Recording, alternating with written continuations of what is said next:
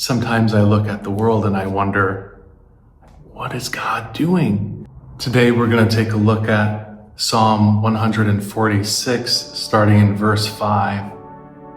The person whose help is the God of Jacob, the person whose hope rests on the Lord their God, is truly happy. God, the maker of heaven and earth, the sea and all that is in them, God, who is faithful forever, who gives justice to people who are oppressed, who gives bread to people who are starving. The Lord who frees prisoners, the Lord who makes the blind see, the Lord who straightens up those who are bent low, the Lord who loves the righteous, the Lord who protects immigrants, who helps orphans and widows. This is a poem or a song, and it's fascinating how with music or with good writing, there's this sense of like you kind of chew on it.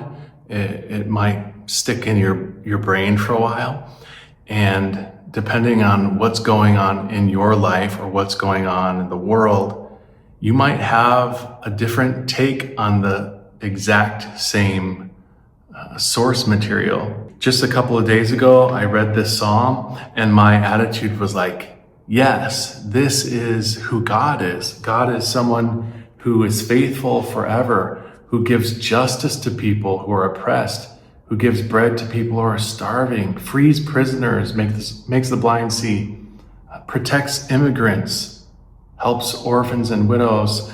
And I just loved the clarity of these values of God that the psalmist is elevating.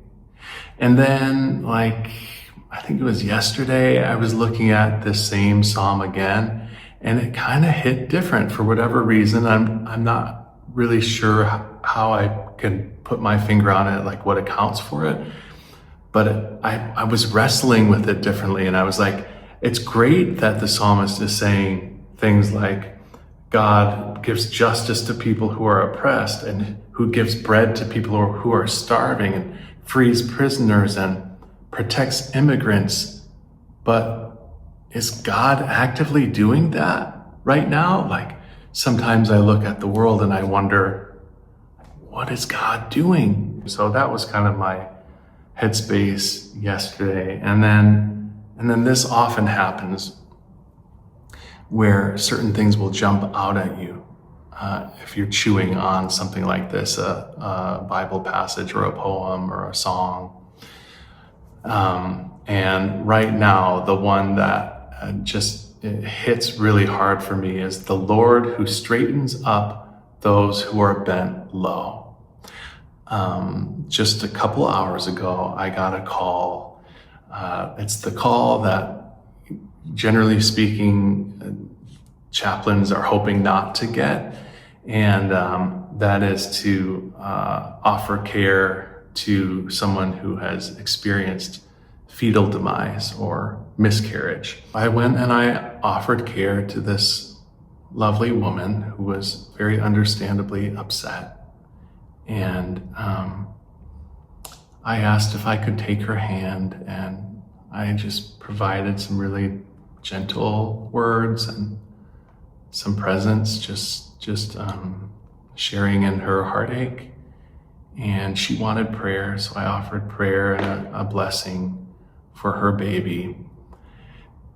Well, I was really given kind of a gift in that the nurse who was taking care of her, she decided to stay for all of that. And she kind of got involved. She had very lovingly, very nurturingly prepared the remains of the unborn baby and placed them in a lovely little funerary box, and gave mom something that she could hold on to while we prayed and said a blessing over the baby. And the nurse offered her presence to that moment. And I sensed the emotional support, just her being there and bearing witness to what was happening and kind of lending silent encouragement for me. And so I think of this verse in verse 8, the Lord who straightens up those who are bent low.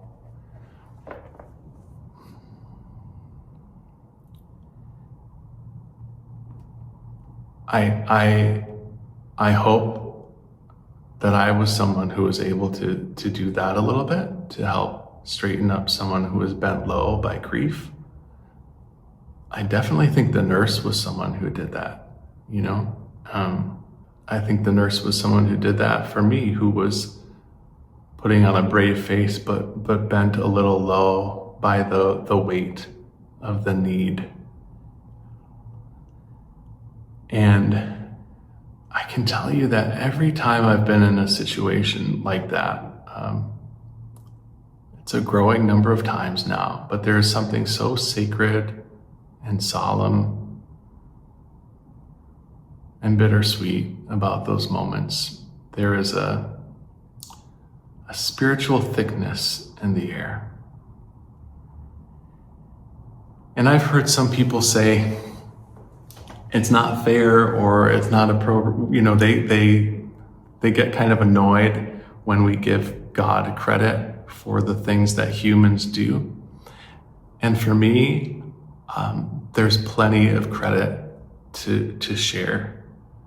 I'm so grateful for this woman, this mother, for her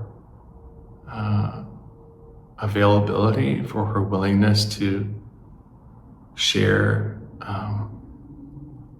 trust me for just a little bit of time, to allow me to be a part of that tragic but important moment. I'm so grateful for the nurse, for the care that she provided, mostly to this woman and also to me, the support she gave to me. And I thank God, because I feel like God was in the room with us. And God was giving all of us just a little bit of propping up as we felt ourselves hanging low.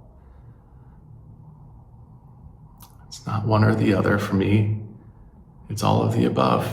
I just can't help but sense that God is doing that all the time in really little, tiny, inconspicuous ways that are easy to miss, like showing up in the room where someone might have just had the worst day of their life.